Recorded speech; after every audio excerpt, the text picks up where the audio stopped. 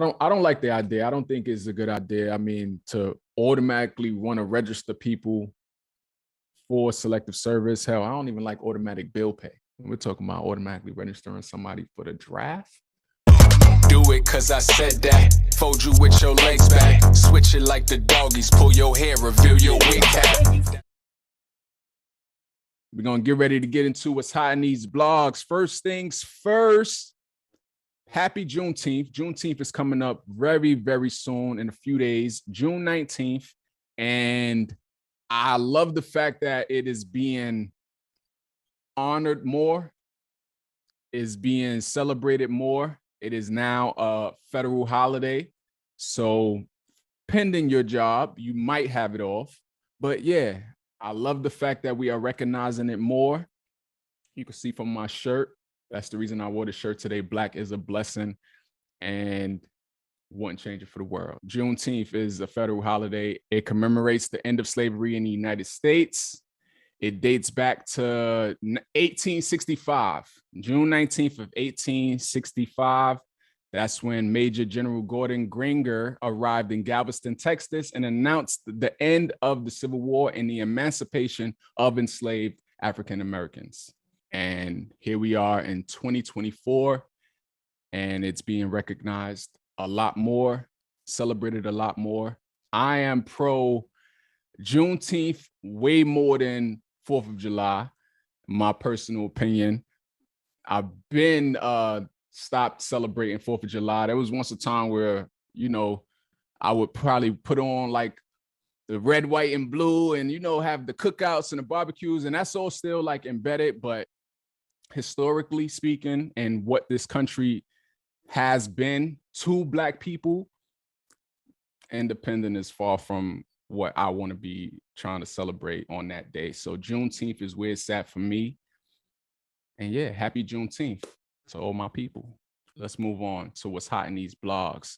The House passed a bill to automatically register young men for the draft, ages 18 to 26 years old. Now, prior to this bill, which still has to go to the Senate, which some feel it might not pass in the Senate just yet, but prior to this bill, when you turned 18 years old as a young man, you were sent a card in the mail for you to register.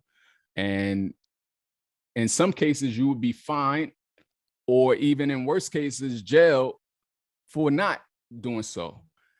So in this case, with this bill, if it goes all the way, it will automatically register you. You turn 18, you're automatically registered for selective service. It's a large defense bill that was passed that included this provision, which would authorize $895 billion in military spending. It passed by a vote of 217 to 199. Many say, like I said, it's unlikely to be picked up by the Democrat-controlled Senate. The House is Republican-controlled. They say it's to keep the framework for military conscription in place. Even though the draft ended in 1975, automatic registration will replace what I just mentioned, that when you turn 18, you will receive a card in the mail and yada, yada, that whole thing is going to replace that. Supporters of the legislation framed it as a more efficient and cost-effective method. They say by using available federal databases, the Selective Service Agency will be able to register all of the individuals required and thus help ensure that any future military draft is fair and equitable. They say this will allow us to rededicate resources, basically that money, towards other things instead of advertising and to try to get people to register. And yeah, I'm not sure how I feel about this, because I feel like with the military, yeah, it's the country and you want people to fight for the country. You need soldiers or whatever, if a worst case scenario, it came to that. But I feel like the people who, what's the word I'm looking for, who voluntarily, eagerly register they want to be about that life. They would probably do it with more pride, with more just like excitement and just more like vigor to fight for their country.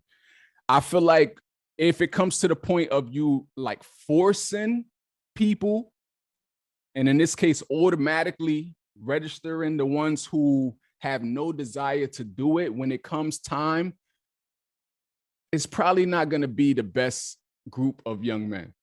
A lot of the 18 to 26-year-olds, their mind state where they're at right now is not there. They're on TikTok. Like, that's the focus. We're doing dances and little hip moves and stuff. Like, they're probably not going to be the best bunch versus the people who actually want to be a part, want to sign up. They'll be the ones that I think would be the better choices, I would say. A little about the Selective Service. The Selective Service system was first founded in 1917 to feed bodies into America's World War I efforts. It was disbanded in 1920, fired back up in 1940, reformatted in 1948, and then it was terminated in 1975 as a part of Washington's decisive shift to an all-volunteer military.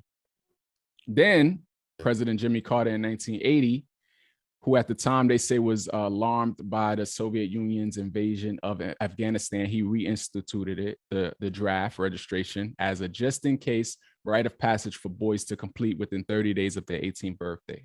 But yeah, I don't like the idea. I don't think it's a good idea. I mean, to automatically want to register people for Selective Service. Hell, I don't even like automatic bill pay. We're talking about automatically registering somebody for the draft to fight in a war, potentially.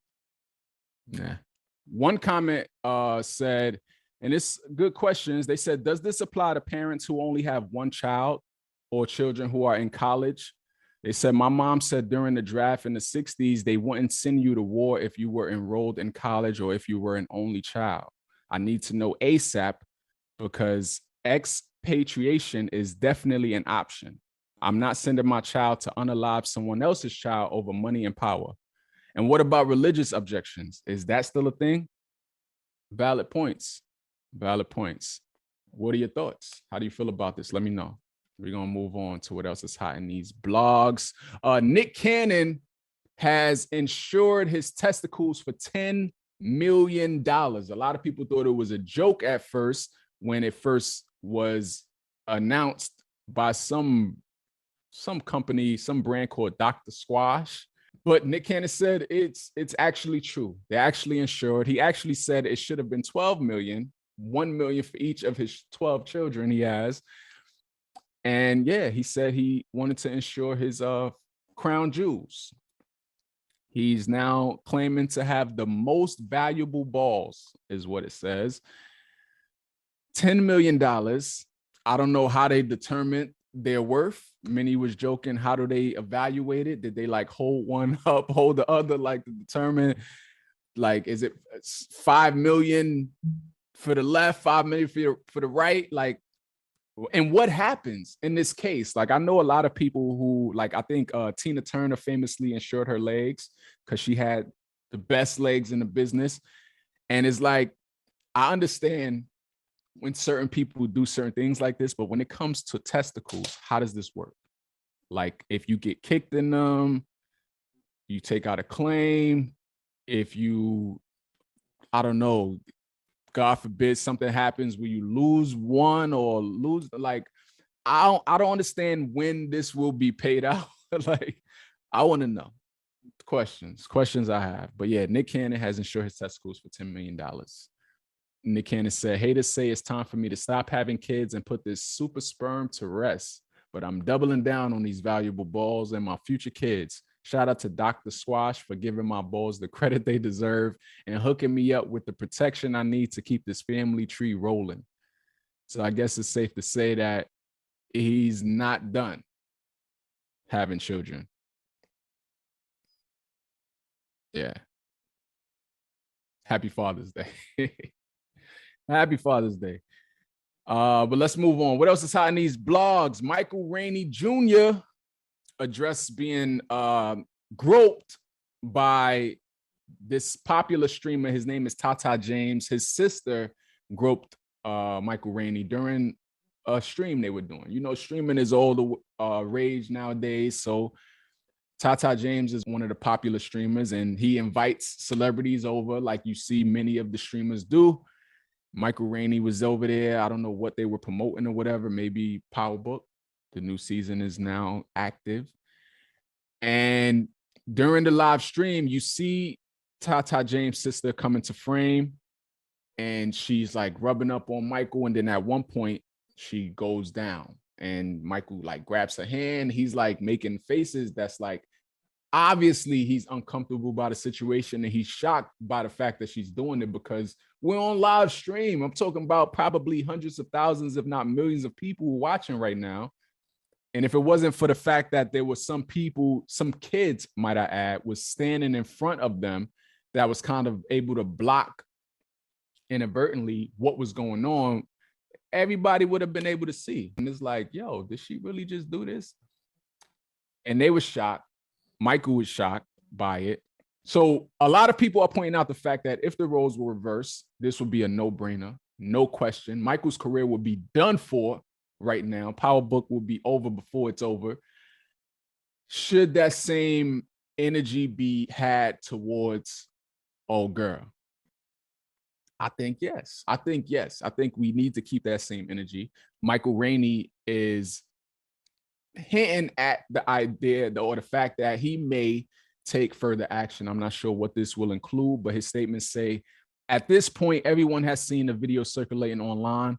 I am still in shock and don't fully know how to process what happened last night. This is an unfortunate situation that I do not condone in any way. I can't take it lightly because I know I would be in serious trouble if the roles were reversed.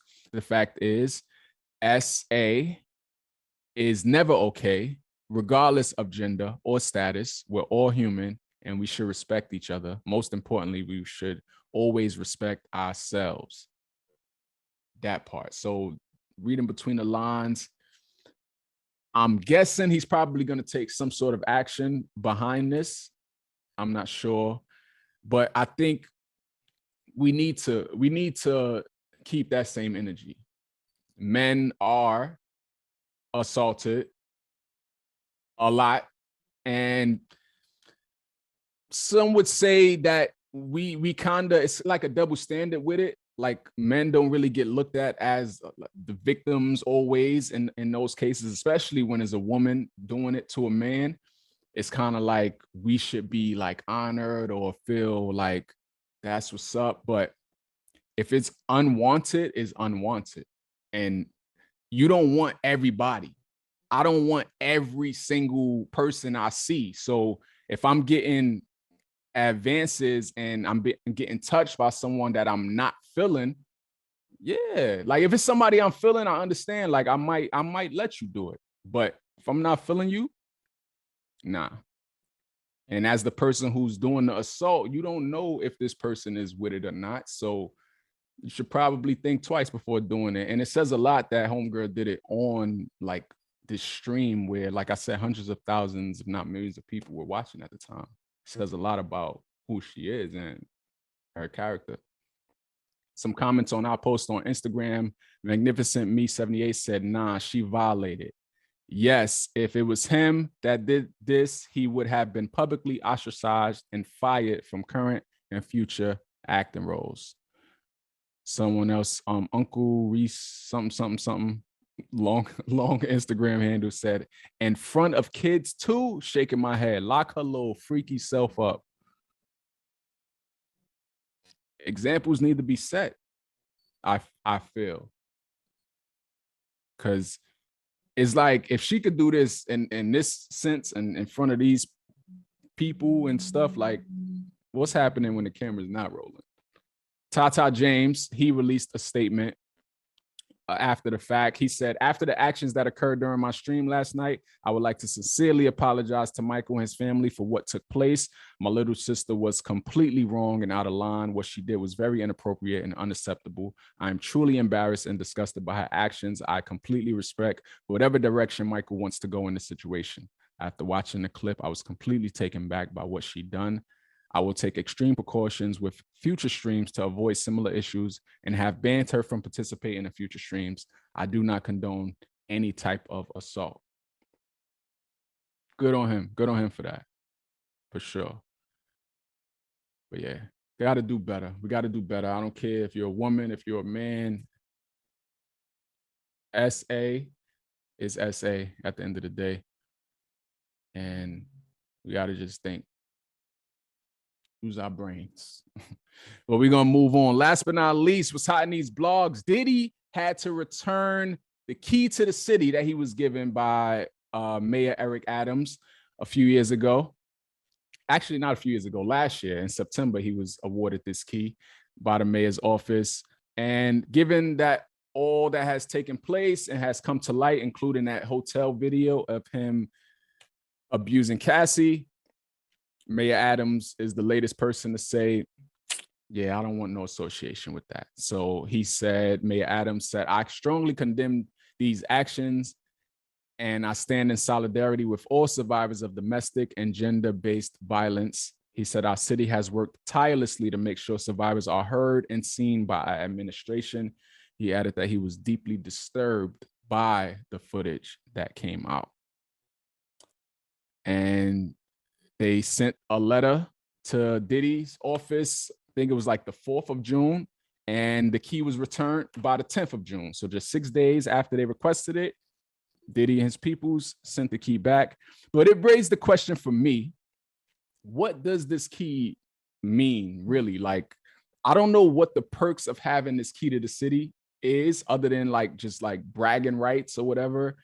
I think it made me wonder because like, I probably want to receive the key to the city one day. Like if I receive the key to the city one day, what would I expect to happen? I feel there should be some perks with having the key to the city. I'm not sure if there are already, but here are a few things that I think should be perks if I'm gonna have the key to the city. Unlimited pizza. I feel like I should be able to walk in any pizza shop anywhere in New York at any given time. I should be able to flash this key and get pizza however I want. If I decide to take the train, I feel like another perk of having this key to the city should be my own train car. I should be able to reserve a train car where no one else is in it, temperature set nicely, sprayed down with Febreze, and I should be able to ride in peace wherever I want to go, whenever I want to go. Even if I got to just register and make a reservation or something, that should be a perk of having the key to the city. What else I think should be a perk? I think having a path to walk in the crowded streets of New York City. I think I should be able to reserve like a path to get me from A to B through the hustle and bustle. That would be dope. One last thing, I think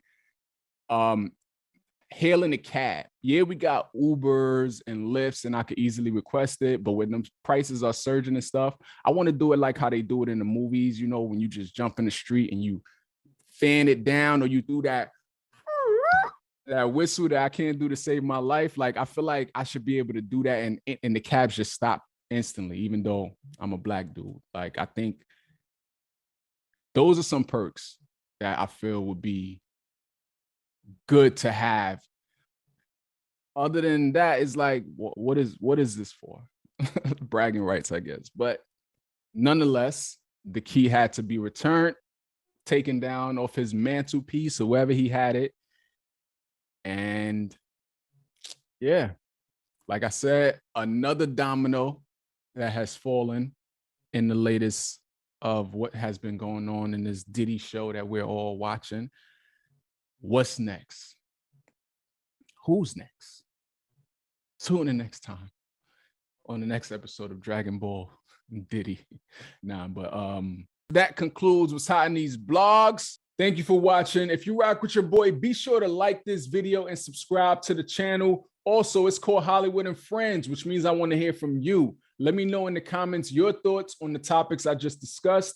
I appreciate you. New episodes every Monday night. Until next time, deuces.